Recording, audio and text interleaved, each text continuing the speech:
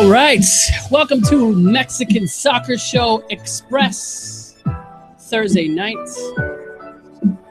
Making sure that everything is working fine. Let's get some video going so we can get started. Hi everybody, I'm Wiso from HoopNextSource.com. As you know, Thursday nights is our new Mexican Soccer Show Express. A little edgy with this music. Yeah. Damn. Feels like Friday night. Because Tom's not here. I think we'd be freaking out Tom with a little bit of dubstep. But this is the Mexican Soccer Show Express. We'll be talking just a few temas, a few things that we'll go over, and that way you can get on with your night on what's happening in the weekend, what's happened with our Europeos and Liga MX. And I'd like to say hello to our guest for today, Mr. Cesar Hernandez. Cesar? Hello. Doing well. Just finished having a little, I want to say pre-game chat with you about Breaking Bad and Game of Thrones. Yes. We're comparing them. See, sometimes we don't just talk about football and we're about to start and we're like, all right, we got to stop. But yeah, doing well. Yeah. Oh, go ahead. Oh, sorry. No. I was just going to tell you, how do you like this little dubstep Mexican soccer show thing? It's fun. Like I said, it feels like it's a Friday night. It doesn't feel like a Thursday night right now. I feel like I should be going out or something instead of staying in and just watching Libertadores, you know? Right. All right. Well, sometimes we like to mix it up in music. It gets you going, right? We have all these podcasts. If you listen to a lot of podcasts, it's very, we like to spice things up here at the Mexican Soccer Show and go there. But let's go ahead and get started, Cesar. Let's go. Let's get into the good stuff and what we're going to do today. Talk to you about our Europeos, our main topic for tonight. And then also we'll go into a little bit of Liga MX and what's happening with Chivas in the Almeida drama and Sampaoli and all that. And hear your thoughts. But first, before we go into that, you didn't get a chance to be on the Mexican Soccer Show on Monday. And I'm sure everyone that follows you, that follows the show, would like to know, your thoughts really quick on Mexico and El Tri a week ago from Senegal. Oh man, I didn't even prepare for this, but know, don't worry. That's still fresh in my memory though. So, I mean, it's what can you really say about that? I mean, I'm sure if you were there as a fan or if you're watching as a fan, it was pretty good. You in the end, Mexico won 2-0. You probably felt excited. Yay, another victory for Mexico. But if you're looking at it, analytically, it's tough because all those players, it could arguably have been a Mexico C squad. It's a backup for the backup. So it's hard to really get too many answers from this. The only thing that I take out of that game is that the Pachuca youngsters, and especially Irving Lozano, who I thought was the best player. I thought he was by far the best player of that match. That they stepped up, and with those options, they add a little bit more depth to the national team. But overall, I mean, if we had a scale, if I could just create a scale of the most important games that Mexico is going to play this year, I guarantee this one's probably going to be at the very bottom. Maybe some other friendly at the end of the year, just to fulfill the sum contract, will be on the same level. But it was just a team of backups. It was a team of players who were fighting for a chance to be recognized. But yeah. Definitely agree. You know what, we kind of go into it. Did it serve a purpose? Getting ready for Canada? Yeah, financially it served a purpose. But I think no, you did see, like I said, players like Pizarro, players like Lozano. That did serve purpose. Now those are players who moved a little bit higher on Mexico's depth chart. Those are players that we could consider in the upcoming, the next month when we play those two games against Canada. Maybe they're not starting options, but just the way that they played recently, you're going to see them on the bench potentially, and Soto might be tempted to use those players in the second half. Yeah, obviously we have no one else in the world has a contract with a very strong rival like the United States, especially with some and connected to MLS. And you have to fulfill that contract, and it helps out the youth and how it is. A lot of people obviously here in the United States, well, we love to see El Tri.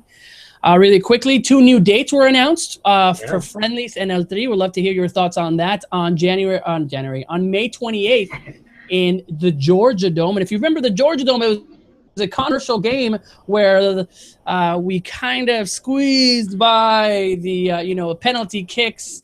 What happened in the famous Mexico was they wanted him in the final against the U.S. and was able to go over to Philadelphia after that game against Panama in the Georgia Dome. If you remember, we almost didn't make it to that final. Yeah, unfortunate. Whatever, we won. That's all. Yeah. That's all. No. Obviously, yeah. Sorry. And then obviously, and then 4 days later. In San Diego, where you're at, it feels like, you look at that. You moved to San Diego, and now you get Mexico coming and probably playing, which is rumored to have European smaller team. We played Finland there before. How do you feel about those two friendlies, especially? And I'll bring this up a little bit later, but especially how close these games are. The 28th, the 1st, and then June 5th already in Phoenix.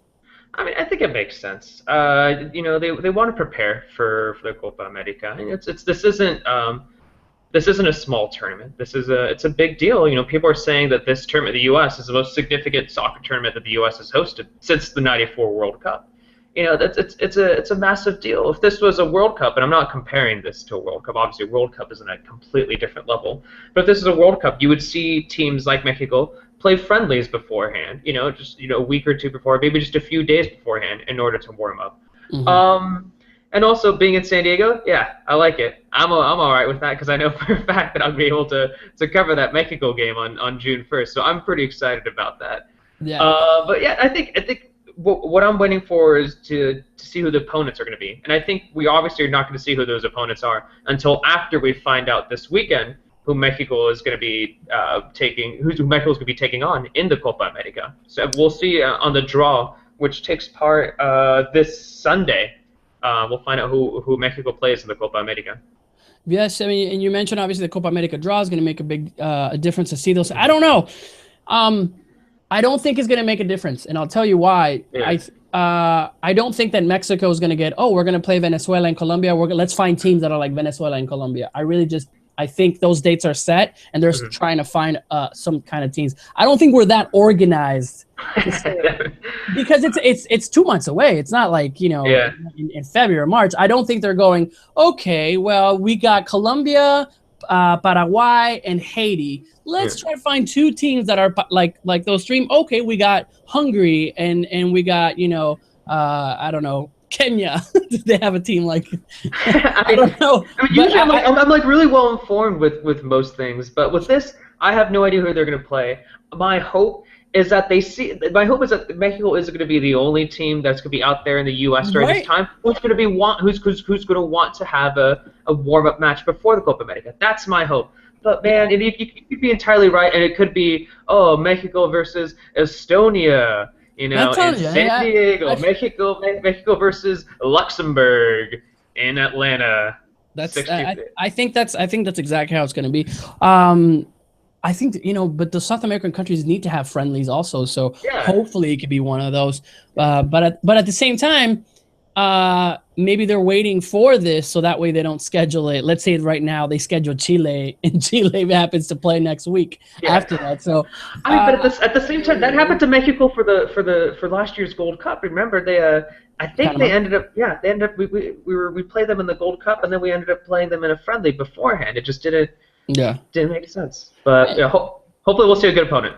Hopefully we'll see a good opponent. The Georgia Dome will probably be the last time Mexico plays there because it's being demolished, and for a new expansion team that's coming in MLS. In MLS. In MLS, there you go. Not in MLS. I gotta stop saying the MLS. In MLS. In Major League Soccer. So I think it's interesting, obviously the history is had with the Georgia Dome, and which is probably, a lot of people think it got sold out, 75,000 people. So I'm sure there's going to be a lot, because this is going to be the team from the Europeos will be there. Hopefully everyone's healthy. And this is the team that's going to go to the Copa America in those first three games. So exciting news. But let's change it, since this is the Express, and we'll just keep going with the temas and subjects and what we have. Let's talk about the Europeos. Sad day for Europeos. If we could, talk about today. It wasn't the greatest day for our Europeos, with injuries, with losses, with what's going on. So tell me straight out. Let's talk about, El Tri Europeo that's out there, which is Porto and the boys. First question I have for you, Cesar. Should we be worried that Tecatito didn't start? No, I mean, Porto, let's see. I'm looking at the schedule right now. That Porto, they have a game this Sunday. They had a game last week, and it's tough when you fit in this Europa League match in the middle of the week. That being said, I think this isn't something that's been talked about enough, but Tecatito, he has been struggling a bit. Maybe most players would look at his form and say he scored like a couple goals recently. And I wouldn't say recent, actually. He scored a couple goals in the past like 9 or 10 matches. They wouldn't see that as a bad run of form. But this was a Tecatito who hit the ground running when he first joined Porto. This is a Tecatito who was fantastic when he first showed up. And I think since the beginning of the year, since around January, the past couple months, he's been a little quiet. But that being said, he's still one of Porto's best options, and I'd be very surprised if I were to see that he didn't start this Sunday. But Porto today, and I just Europeos overall, it's in the Europa League. It was a bad day, man. Sad day. Yeah, it was a sad day. Like Olympiacos, they lost. Pulido was subbed in the 81st minute, so he didn't have much time to really do much. How did he look? I mean, actually didn't even get a chance to watch it. There were from 4 reports, games. There was really not much that you could judge of the 8 minutes that he was in, correct? Yeah, I was trying to follow 4 games at once, and it was crazy. but we, Dortmund, they beat Porto 2-0, and the big news from that was that Layun, he played as center back in this match. So now he's officially played as a left mid, a right mid, a center attacking mid, a center mid, a left back, a right back, and now a center back. And as someone made a joke, on Twitter, I forget who it was, that basically we should expect to see Layun playing as a goalkeeper. In the next match. But Herrera was the captain, and Tecatito was on the bench.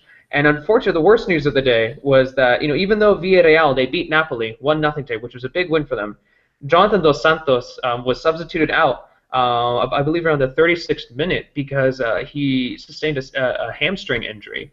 And it's a very serious hamstring injury, right? He was almost crying on the floor. The pictures that were coming out of that match, that he was on the floor, and it looks really serious. Yeah, I mean, we don't know the details. I mean, we don't know how long he's going to be out for, but I've seen a few reports online that people have said that he could be out for several weeks. Whether that means he'll be able to take part in next month's matches against Canada, I don't know. We'll see what happens, but it's not good news to see Jonathan Dos Santos. I mean, yeah, it looked like he was in very bad pain. It looked like he was basically crying. He may have not been crying after he was substituted out early in the game. So that was unfortunate. And then really quickly, Sporting lost to Bayer Leverkusen 1-0. Bayer Leverkusen without Chicharito, who is still recovering from his injury. And it looks like he might still be out for another week. Who knows? But hopefully we'll get to see him at least on the bench against Dortmund this Sunday. But it seems like it's unlikely to happen. It's as far as the tournament goes, it looks like Porto might be almost out of the Europa League. Yeah. Tell us, we're always looking to see, these guys playing different tournaments. But out of those that played in Europa, kind of a wrap, Villarreal, even though getting the win, Porto losing, a lot of people are saying, I mean, they're almost out. They're out of the champions, and then now might be out of the Europa League. This is a team that was, if you remember, last year, we're all playing against, the greats, playing against Barcelona in Champions League. But do we see them can they have a chance to come back, or what's going on in that team? I mean, I guess the problem with Porto is that they're in a bad run of form right now in the European competitions. Domestically, they're doing all right. They're fine. They bounce back and forth, between first, second, and third. So they're okay. They're still in the chase for the Portuguese league title. But in their last 3 games in all European competitions, they've lost all 3. They've allowed 6 goals, and they haven't scored any. So it's definitely something to be worried about. I assume they're going to try to take the next game against Dortmund a little bit more seriously, in the home leg as opposed to today's away leg. But I mean, it's tough. They haven't been doing very well in the European competition in the past few matches. So we'll see how they do. I mean, there's a little bit of hope. We got Leverkusen and we got Villarreal finding victories. So hopefully we'll see. I mean, if Jonathan Dos Santos it gets a little bit more healthy, then if Chicharito comes back, maybe we'll see those guys in the later stages of the competition. Later stages. Yeah. As far as the guys that didn't play today, Raúl Jiménez, also getting some minutes yesterday. and not really doing a lot, correct? Yeah, no, he was substituted in the 63rd minute of Benfica's 1-0 win over Zenit St. Petersburg. He played well. I mean, he saw little of the ball, which was unfortunate, but he almost helped create 2 assists. But it was, considering his time, I think he did all right, actually. Yeah. I think he definitely did all right. It's funny just kind of talking to you about this and Europeos, how much emphasis we give. I'm wondering if in the world there are people like us in there, watching the Europeos and being like, oh man, he got 2 great assists, or he almost got 2 assists. It's something. Well, it's because we put the. I mean, and I agree we should. There are a lot of people who don't agree with me, but I put this competition at the very, very highest level. Like we wouldn't be talking about this even for some Liga MX matches. We wouldn't be talking about it. It's like, wait, that's what I'm saying. I tweeted out that, for example, Leon's got 6 guys from Argentina. I mean, are there people in Argentina going, "Hey guys, Leon's playing on Sunday. No, let's see." Dude, Argentina does not care. Let's see, or other. I mean, I don't know. It'd be funny if you're from from another country watching us. Do you have the Costa Ricans abroad or anything like that. Which, Costa Rica, Costa Rica, I don't know. Just because they have Keylor Navas, so I'm pretty sure they're all it's all about. I would think that would probably be the closest country that would kind of do something like that because of all the players that they do have. They have some. The U.S. cares as well too. The U.S. cares just as much. There's as we nobody do. out though, right? I mean, no, but like with the U.S., like I mean, you saw Matt Miazga, who's on the Chelsea bench, and everyone's like, Matt Miazga's on the bench. But I wanted to make fun of them. But if we had a player on Chelsea's bench in that Champions League game, we'd be all over Twitter right now. Like, oh my god, that 17-year-old kid, right, in Dortmund or Pulisic or something like that. Yeah. Christian Pulisic. Yeah, something like that. But here you go. I'm gonna put you in the hot seat, Cesar. Let's do it. Yeah. Out of all the Europeos, who's gonna come back to Mexico? Who's gonna fail? Ooh, you mean like pick one? If I had to pick one to leave Europe and come back to Liga MX, come Mexico, or just didn't make it, or is gonna, just like, all right, he's done. Kind of like I mean, if we're going to, I'm not going to say this one because this is not what the listeners want to hear. I'm going to say Santiago Palacios, who's playing in the Dutch second division. But if we want a bigger name, come on, give us who you really think he's not going to. I mean, even though there's a lot of problems with, and there's a lot of confusion, I'm not going to pretend, and I should know the details, but I'm not going to pretend to understand the details of Alan Pulido's situation. But Alan Pulido is a prime candidate to come back. Maybe MLS has a little bit of an upper hand. Maybe it's going to be a little bit easier. But if I was to take it, I mean, whether he's going to do that, I don't know. It seems like he'd be more likely to go to Major League Soccer. But I think if someone who should come back, probably someone like Pulido. As someone else, I don't know. That's a kind of like Ulises Davila type of, went and it just. It's good that I'm having a tough time answering this question because a lot of the Europeans are doing very well. They're doing really well. Reyes has stepped up, right? Mm-hmm. It looks like he got a little beefier, and he's not the scrawny. And it looks like they're winning in Real Sociedad. Scoring goals. Other than Guardado being injured, he's still voted the best. Chicharito, I think finally he's not going to be the best player because he was injured. No, we got Moreno, who's doing well. Moreno's doing really well. Fabian just made the move over to Germany. We got to give him some time to see how he does. Exactly. Even he had a bad game last time. Raul Godinho, he made the move to Unal Maideta, and he's on loan, and he might actually start in tomorrow's game. So everybody keep an eye on tomorrow's game for Raul Godinho. He might get his first division start. Yeah, it's good. It's a lot of positive talk. A lot of positive talk right now. Well, good. Let's switch other than today, because today was terrible with Jonathan Dos Santos. Let's switch it over to Liga MX. As you know, in the week, the games are starting to come tomorrow already in what we have. But first, we have some news in Liga MX right now with the Chivas, and obviously we talked a little bit about what was happening with Chivas and their demise, and we got into a conversation in the Mexican Soccer Show. If you haven't listened to the Mexican Soccer Show, definitely watch it and listen to it. The one we did on Monday, it's already out on iTunes. But I want to get your take. This news of already Almeida and Vergara and Sampaoli. There were some reports that came out that Sampaoli was already approached to coach Chivas, and everyone's making a big deal out of it, which I don't understand why, because it's not the first time we hear when a coach is still coaching and the owner goes out to try to find someone. I think it happens all the time. But, man, the Mexican media, all the media is going crazy of how can we have done this. They are doing horrible, so I would think that for once maybe Vergara is just kind of looking to see who could be a replacement. And I don't know, just kind of your thoughts. Sampaoli, I wouldn't. The winner, the best, coach in the Copa America won the Copa America coaching Chivas. He's not gonna look at Chivas. I mean, he's someone like Sampaoli. He's not gonna see them and be like, oh yeah, that's the team I want to coach. I mean, if they offered him a ridiculous contract, and a very, very ridiculous contract, because I can't imagine a manager like him who probably has a lot of options, for what he wants to do, and he can take his time, and there's going to be more options available. I can't imagine why he would want to join Chivas. That being said, he said that Chivas approached him. Chivas then denied it. I think if this was any other club, maybe not any other club, this was any other club that didn't have the notoriety of Chivas, this wouldn't be a big deal. Right now, it would probably be a big deal in America.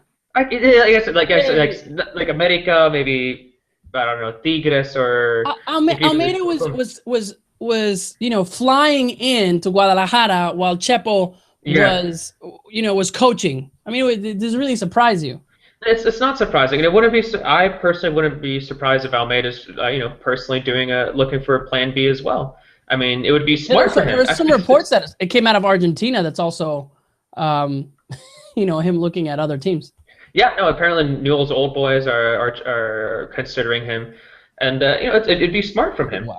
But when you look at the the amount of time that most managers, stick around at Chivas, or not even say stick around, most managers are given at Chivas. It'd be smart for Almeida to check out his options. I mean, who knows what other coaches are potentially looking at. I mean, in either way, it's Chivas are struggling, and right now Almeida looks like the coach who's potentially next to be fired, Liga MX. But that being said, we'll see we're going over to Liga MX. He mentioned that there are going to be changes in the lineup. Well, we saw changes yesterday, and they won.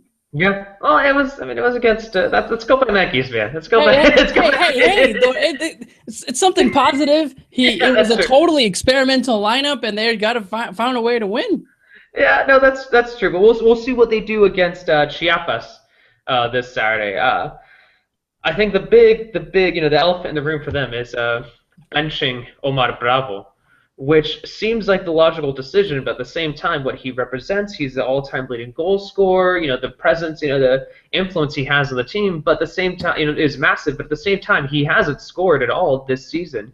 So we'll see. I mean, it will be interesting to see who Almeida benches this weekend. I mean, it could be someone. It could be someone like Bravo. You could see maybe Carlos Peña, maybe Carlos Salcedo. Those big names who have yet to step up. So it'll be fascinating to see this Saturday's game. All right. If you could pick one game that you shall not miss, what would it be for this weekend, Cesar?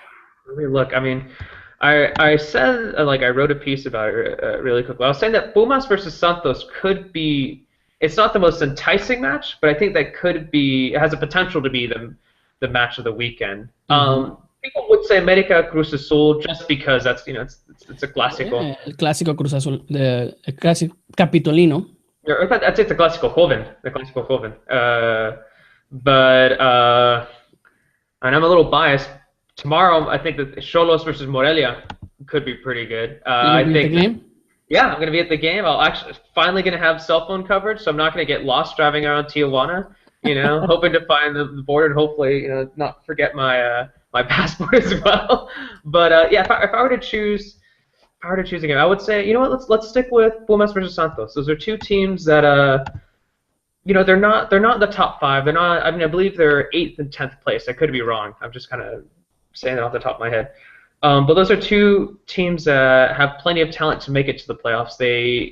Santos could be a top 3 or 4 team by the end of the season just because of the talent they have and just how their attack is doing so well. I think they just had a little bit of trouble because they played against they played against America and they played against Monterrey in their last 2 matches. So that's going to be difficult for them. So I think you got to watch out for the game. And Pumas, they struggled at the beginning of last season, and then you saw how they finished. They ended up finishing first in the regular season. So I think that's something to watch out for. It could be a terrible game, but I think for B, I'll be paying close attention to that early Sunday afternoon match, or at least for me on the West Coast, that Sunday morning match. Yeah, I'm gonna go with Chivas and Chiapas. Especially all this news during the week of what's happening on Almeida and see the changes. And I don't think Chivas is going to get a win. Yeah, dude, I'm sticking with. I don't like to talk about it too much. I'm a little bit of a Chivas fan, but no, I'm shooting for Chiapas to get a victory here. I think. Did you put that on the pool? I put it on. You'll see. Nice. Yeah, I'll email it to you. It's already done, actually. So everybody out there who follows Mexican Soccer Show, for the predictions, they're all set. Thank you to Amelia, or Amy. She's been doing a great job with that. And we included, as Lisa recommended, we have a little star now under the names for the people who have won weekly. So far, I've won. Tom has won. Jason has won. So it's all the guys with goose eggs. Yeah, it's everyone except I think me, Amy, and I think Johnny. Naive and Johnny. Yeah. But that'll be out early tomorrow morning. Maybe we'll post it tonight. We'll figure it out. We'll see. Let's do it. Let's see how it is. Yeah. All right, Cesar. Well, thank you so much for joining this edition of Mexican Soccer Show Express. Yeah. These are fun, small, fast talk back and forth. By the time I get bored, we're already done. So yeah, we're already done. We're like, all right, what else can we really talk about? I think all of you that are watching us on Thursday nights, Ivan, Cenovio's Gaming, talking about Pachuca's attack is scary. Casey Deportes, Ricardo Del Rio, all of you guys that are on right now. So we appreciate the love. Join us on Monday for the Mexican Soccer Show. Yep. Also follow us on Facebook and Twitter. And if you haven't subscribed to our YouTube channel, please do help us out trying to get to 1,000 subscribers, wherever it's at. I don't know. Yeah, is it there? There? I don't know. Am I doing it right? Right here? That's great show to have. All right, guys. We'll see you later. Thank you, Cesar. Thank you, all of you. And we'll talk to you. Go León. Oh, come on. Talk to you later. Later.